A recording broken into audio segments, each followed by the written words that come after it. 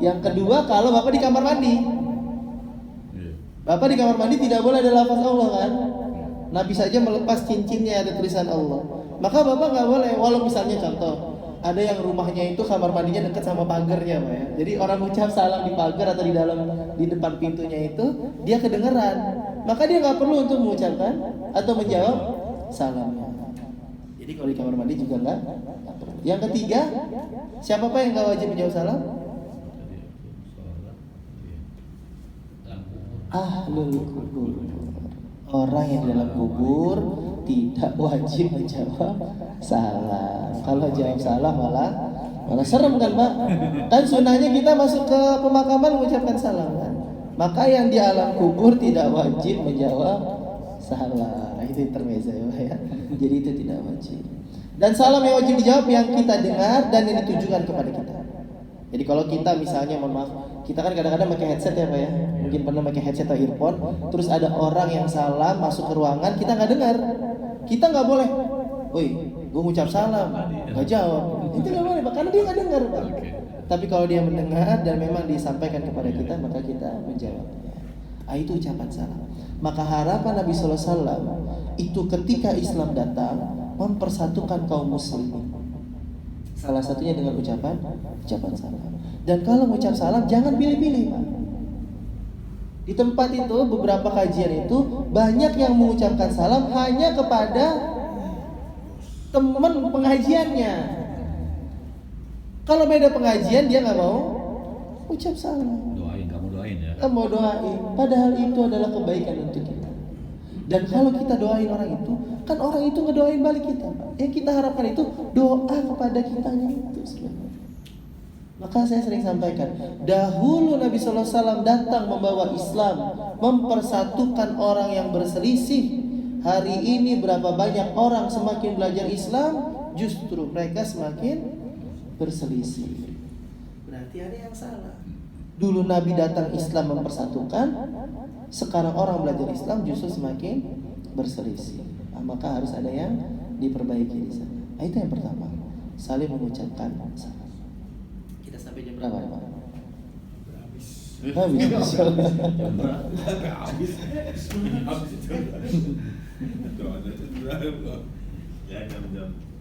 Kita lanjutkan dulu selesainya. Alhamdulillah. Sampai asar. Itu yang pertama tentang saling mengucapkan salam. Yang kedua, wa atimut ta'am, yaitu salinglah kalian memberikan makanan. Menjamu makanan. Nah, lagi-lagi saya berpikir, kenapa seberapa penting saling memberikan makan di masa pertama kali Nabi sampai di Madinah? Oh, ternyata kalau kita pelajari, itulah pentingnya Pak. Kita belajar sirah itu, kita tahu bentuk aplikatifnya dari teori atau dalil yang disampaikan secara syarak. Aplikasinya itu ada di dalam sejarah Nabi SAW. Ketika kita membaca sejarah, memang orang-orang muhajirin itu datang ke Madinah itu dalam gak punya apa-apa Pak. Dalam keadaan miskin gak punya apa-apa. Kenapa? Karena ketika meninggalkan Mekah, pilihan dari orang-orang Mekah itu 3. 1, silakan kalian hijrah, tapi jangan bawa apa-apa. Karena apa? Karena kalian menjadi kaya di Mekah, jangan bawa kekayaan ini keluar Mekah. Misalnya Suhaibur Rumi dulu, kisahnya seperti itu. Jadi dia orang Rum, orang Romawi, datang dalam keadaan miskin, di Mekah jadi orang kaya. Maka karena dia kayanya di Mekah, keluar Mekah nggak boleh bawa harta kekayaannya. Maka pilihan pertama boleh hijrah, tapi jangan bawa apa-apa kecuali pakaian yang melekat. Pilihan yang kedua, kalian boleh hijrah, boleh membawa harta kalian semua, tapi kita berperang di depan pintu Mekah. Kalau kalian hidup, kalian berangkat membawa harta kalian. Kalau kalian mati di depan pintu Mekah. Atau yang ketiga, udah gak usah hijrah, nikmati saja semua harta kalian di kota Mekah. Maka para sahabat semua memilih yang pertama, hijrah tanpa membawa apapun.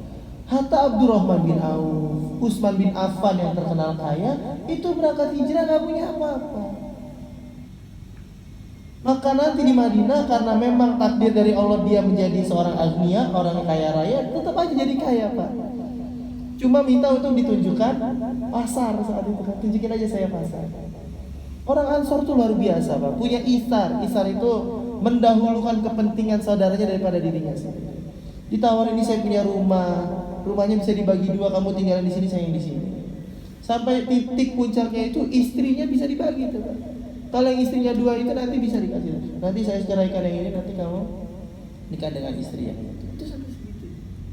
Saking mendahulukan kepentingan manusia.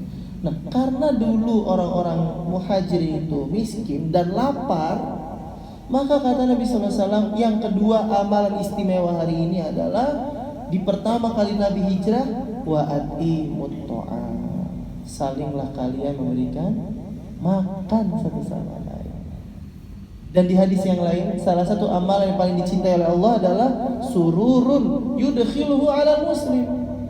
Kalian menanamkan kebahagiaan pada hati seorang muslim. Orang kalau dikasih makanan kan bahagia. Harusnya, kalau caranya tidak salah. Saya sering sampaikan, biasanya di pengajian ibu-ibu ada gerakan Jumat Berkah. Atau kadang-kadang bapak-bapak juga gerakan bagi-bagi nasi bungkus misalnya. Atau apapun nama programnya, tapi yang jelas memberikan makan kepada orang lain. Syaratnya itu harus sururun yudkhiluhu 'alal muslim. Dengan kita memberikan makan itu saling menanamkan kebahagiaan. Jadi menanamkan kebahagiaan kepada orang yang diberikan makanan. Atau orang yang menerima itu tidak sakit hati. Mohon maaf ya Pak ya, kadang-kadang saya tahu mungkin Bapak hanya penyalur, jadi butuh dokumentasi. Cuma mungkin dicari cara yang ahsan, cara yang baik agar tidak menyakiti perasaan orang yang diberikan. Itu diberikan, mungkin di fotonya dari tempat yang dia nggak lihat. Candid ya, candid. Iya, candid. Jangan, ayo ngomong. Foto lu. Timbang nasi bungkus 10.000 harganya, dia sakit hati nerimanya. Tapi dia mau nggak mau karena dia lapar, dia terima aja. Sampai pernah beberapa tempat itu Pak, ketika saya berikan, dia nggak tahu saya dokumentasikan. Tapi ketika saya pergi, dia bilang, Pak ini nggak difoto dulu. Saking keseringan dia nerima itu apa-apa difoto, dia sampai bilang, Pak ini nggak difoto dulu. Nggak Pak, tadi udah difoto. Dia nggak sadar saya udah foto itu. Jadi gimana caranya menjaga perasaan? Nah, kaidah yang disampaikan di dalam Al-Quran itu ada di surat Al-Insan ayat ke-8 dan ke-9. Kata Allah Subhanahu wa taala, wa yut'imuna at-ta'ama 'ala hubbihi miskinan wa yatiman wa asira. Di ayat sebelumnya itu ayat 1 sampai 5 menggambarkan tentang orang-orang yang mendapatkan surga. Dikasih tahu bahwa amalan mereka adalah mereka memberikan makanan yang disukainya. Kepada siapa? Orang-orang miskin, anak yatim, dan orang yang ditawan dalam keadaan sulit maksudnya. Jadi ini juga kaidah. Kaidah di dalam memberikan itu kalau bisa kasihlah yang kita suka atau yang terbaik. Jangan makanan udah mau basi kita kasih orang. Jangan itu aja kita gak suka itu kita kasih orang. Contoh misalnya dulu ketika ada gempa di Cianjur ya, kalau saya tidak salah itu dulu. Kita teman-teman itu melakukan penggalangan dana. Salah satunya itu baju layak pakai. Begitu sampai kita buka karungnya, nggak ada yang layak pakai. Bajunya udah sobek, bajunya udah beler. Mungkin orang itu juga udah nggak mau makainya, daripada dibuang udah gua kasih aja dah. Itu nggak layak pakai. Sedangkan kalimat Allah Subhanahu Wa Taala, berinfaklah, berikan makanan dengan yang kalian suka. Lan tanalul birra hatta tunfiqu mimma tuhibbun. Tidaklah disebut kebaikan kecuali kalian menginfakkan yang kalian suka.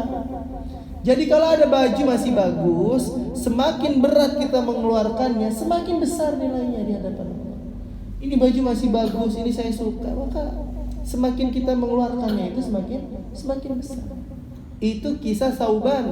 Ketika Nabi punya sahabat yang sholatnya selalu di saf sebelah kanan, tiba-tiba beliau nggak ada, Nabi mencarinya sampai datang ke rumahnya, lalu bertanya kepada istrinya. Kata istrinya, Sauban sudah meninggal dunia. Lalu Nabi tahu Pak, Nabi mendapatkan wahyu dari Allah apa yang diucapkan Sauban menjelang akhir hayatnya. Maka Sauban mengucapkan 3 hal kan. Seandainya lebih jauh, seandainya yang baru, seandainya semuanya. Maksudnya yang lebih jauh tuh seandainya rumah saya lebih jauh daripada yang sekarang. Perjalanan Sauban ke Masjid Nabawi 2 jam perjalanan. Sauban diperlihatkan Pak, dia sakaratul mautnya, bahwa pahala setiap langkah kakinya menuju masjid itu besarnya luar biasa. Kata Sauban, ya Allah seandainya lebih jauh lagi. Padahal 2 jam perjalanan. Seandainya yang baru. Maksudnya Sauban itu dulu pernah memakai pakaian. Pakaian yang bagus itu di dalam, pakaian yang lama itu di luar. Pakai 2 lapis karena dingin saat itu. Lalu beliau melihat ada orang di pinggir jalan yang kedinginan. Sauban melepaskan pakaian luarnya yang lama, Sauban menggunakan pakaian yang baru. Dilihatlah, diperlihatkanlah oleh Allah pahalanya. Luar biasa pahalanya, padahal dia cuma ngasih yang lama. Kata Sauban, coba dulu saya ngasih yang baru, pasti pahalanya lebih. Jadi sesuatu itu kalau kita berikan, semakin kita cinta, semakin besar nilainya. Semakin besar pengorbanannya, semakin besar nilainya di sisi Allah Subhanahu wa taala. Dan Allah menyampaikan kembali kaidahnya, innama nut'imukum liwajhillah la nuridu minkum jazaan wala syukuran. Dan orang yang tadi memberikan makanan yang dia suka itu kepada orang miskin, anak yatim, dan orang-orang yang ditawan, dia memberikannya sambil mengucapkan kalimat, sesungguhnya kami memberikan makanan kepadamu hanya untuk mengharapkan ridha Allah Subhanahu wa taala, liwajhillah la nuridu minkum jazaan wala syukuran. Kami tidak mengharapkan balasan darimu ataupun ucapan terima kasih. Ini kaidah. Kalau Bapak memberikan sesuatu, termasuk makanan, jangan pernah mengharapkan dibalas atau jangan pernah mengharapkan ucapan terima kasih. Kalau enggak nanti bisa enggak ikhlas. Contoh, habis bagi-bagi makanan, Bapak kan bisa lihat Pak, ada orang yang pas nerima bilang makasih, ada orang yang nerima langsung pergi gitu aja. Kadang-kadang kita nyeletuk Pak, itu orang gak tahu terima kasih itu orang. Kita gak ngarep ucapan terima kasih Pak. Atau ketika kita menolong saudara kita gak boleh nanti kalau ada satu kondisi saudara kita yang pernah kita tolong itu gak nolong kita gak boleh bilang, dulu kita tolong, Diungkit-ungkit itu ya. sekarang ya saya susah gak mau nolong. Tahu gitu mah dulu ngapain Pak? Memang kita tolong itu biar dia balas tolong kita nanti, kan enggak. Hal jazaul ihsani illa ihsan, in ahsantum li anfusikum. Kebaikan yang kamu lakukan pasti balasannya itu kebaikan. Dan kebaikan yang kamu kerjakan itu akan kembali kepada dirimu sendiri, lewat orang yang kita perlakukan baik ataupun bukan. Ini untuk memastikan bahwa kita itu nolong orang, bukan untuk dia balas budi. Jadi jangan pernah diungkit-ungkit, minjem dong. Dulu kan lu pas susah gue pinjemin, kok sekarang gak mau? Berarti dulu kita masih jazaan wa syukur. Kita masih mengharapkan balasan dan ucapan terima kasih. Maka beberapa orang, kan kita sering banyak ngasih Pak Ogah tuh Pak, kalau di pinggir-pinggir jalan itu yang ngatur jalan itu. Kadang-kadang kan ada yang kita kasih uang terus bilang, makasih Pak, mudah-mudahan perjalanannya lancar, wah panjang. Ada yang juga kita kasih terus dia diem aja. Terus kita dalam hati, gua tandain deh, besok kalau dia yang jaga gua gak kasih. Jangan begitu Pak. Dendam gitu. Masa kita udah niat sedekah berbuat baik, gara-gara dia gak ngucapin terima kasih kita tandain. Oh berarti kita masih ngasih orang itu berharap dibalas atau berharap diucapin makasih. Pamrih ya. Pamrih. Kadang-kadang ya minimal makasih lah, gak usah Pak, minimal makasih juga gak usah. Dia ngucapin alhamdulillah, berarti dia punya akhlak yang baik, etika yang baik. Kalaupun enggak, kita hanya mengharapkan balasan dari Allah Subhanahu wa taala. Nah, ini kaidah di dalam memberikan makanan.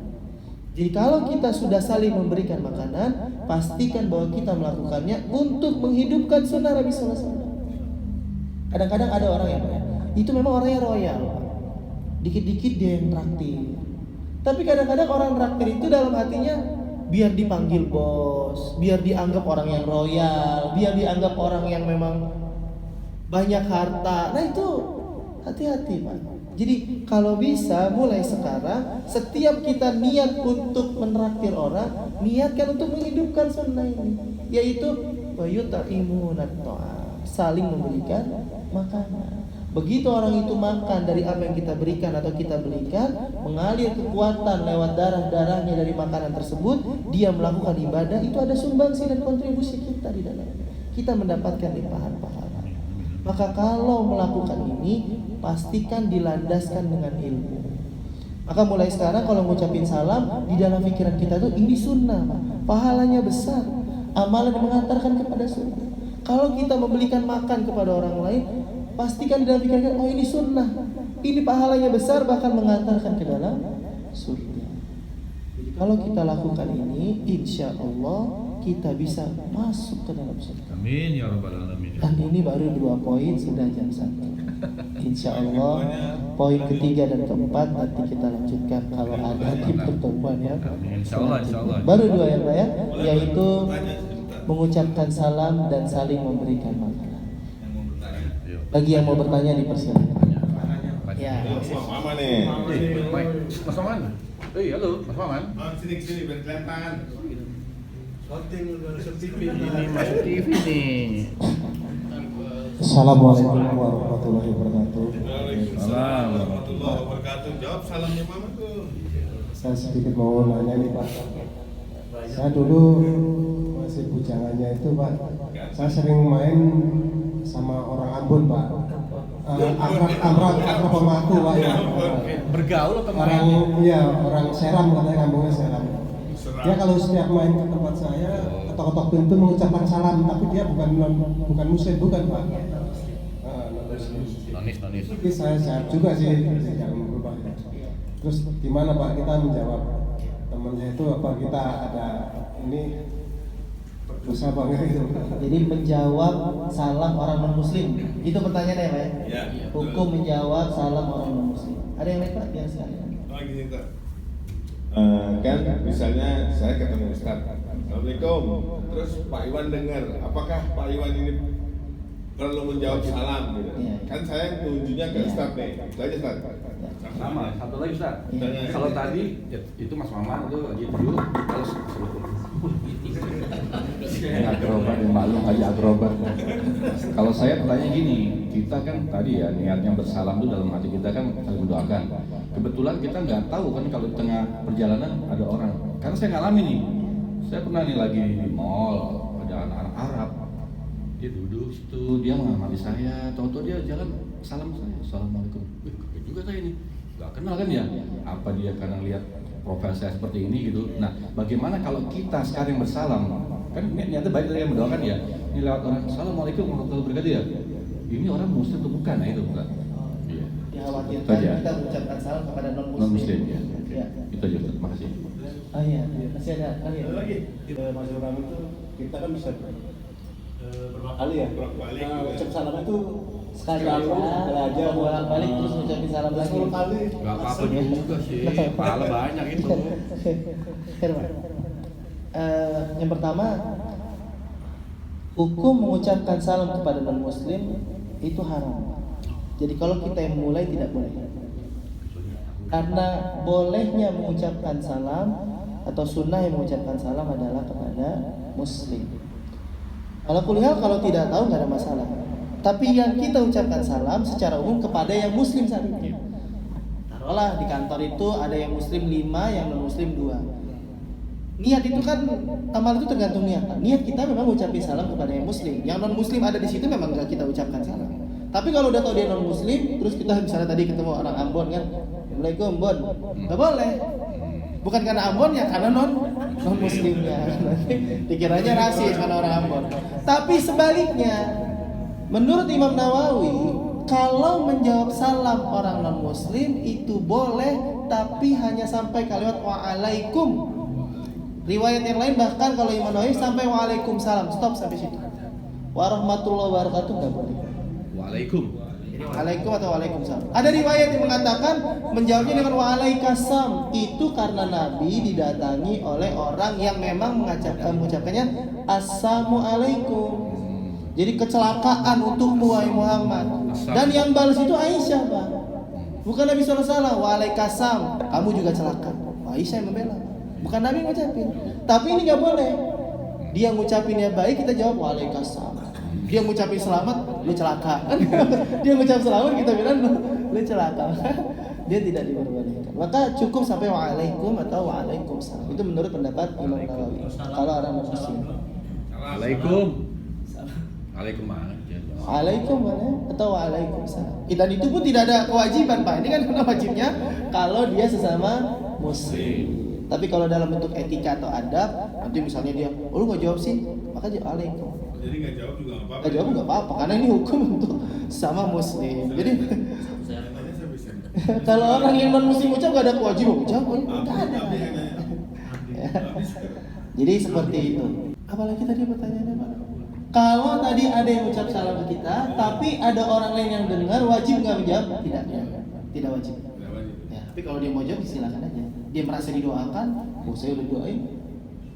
Tapi kalau memang ditujukan untuk kita, maka itu yang wajib kita. Sama kayak misalnya bapak bertetangga, tetangganya itu kan ada yang ucap salam assalamualaikum, padahal bukan ke rumah bapak kan, tapi bapak dengar, waalaikumsalam, ya silakan aja. Tapi kalau misalnya disebutkan wajib atau enggak, yang diwajibkan itu yang ditujukan untuk orang tersebut. Manusiawi dalam hati, kok nggak boleh juga. Jawabnya dalam hati. Saya juga. Berat banget Pak kayaknya ngejawabnya kalau langsung diucapkan. Ya jadi ucapkan saja. Dan tadi yang mengucapkan salam nih yang Nggak tahu ya. Nggak tahu tuh gimana? Nggak ada masalah. Dan sekali lagi kita itu kan memang niatnya husnuzon mungkin ya Pak ya. Dilihatnya bahwa itu muslim, ternyata mungkin orang Yahudi orang apa kan? Banyak orang Arab juga yang Orang Arab iya kelihatannya Arab padahal Kristiani ada juga. biasanya non muslim kan, maka kita nggak tahu. Maka tidak berdosa karena tidak tahu. Itu uzur bil jahal Pak. Dimaafkan karena ketidaktahuan. Terus kalau misalnya bolak-balik ketemu terus salam lagi nggak? Apa sekali aja?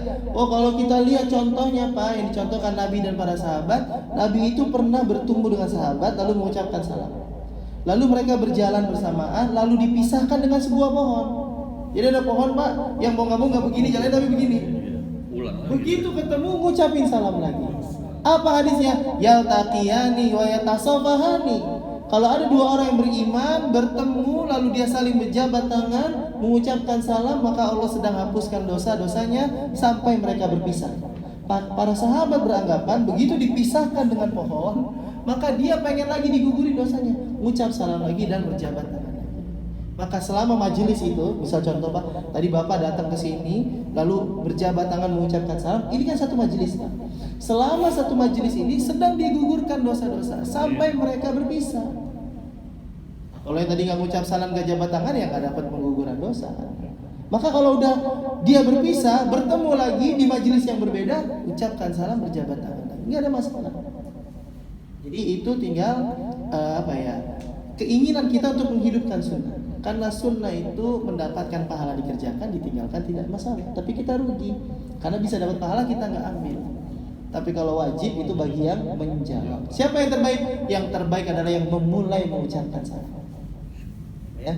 Jadi kalau ditanya mana yang terbaik, yang menjawab salam atau yang memulai? Yang memulai itu yang terbaik. Karena dia orang yang bersegera di dalam melakukan kebaikan. Wallahu a'lam bishawab. Mudah-mudahan ada manfaatnya, insyaallah. Oh, satu lagi. Assalamualaikum warahmatullahi wabarakatuh. Waalaikumsalam. Apa konsekuensinya bagi seseorang yang mengucap Salam Islam. ya betul selain salam Islam? Iya. Misal, mohon maaf ya Pak ya, pidato kepresidenan. Dilihat urgensinya. Urgensinya apa? Kalau menurut Syekh Yusuf Qaradawi, kalau dia memang punya kepentingan di sana, misalnya dia memang hidup di tempat yang heterogen, lalu dia pimpinan, dia harus mewakili satu negara yang memimpin negaranya itu tidak homogen, tidak satu agama, maka dia punya kepentingan itu, ada maslahat di dalamnya.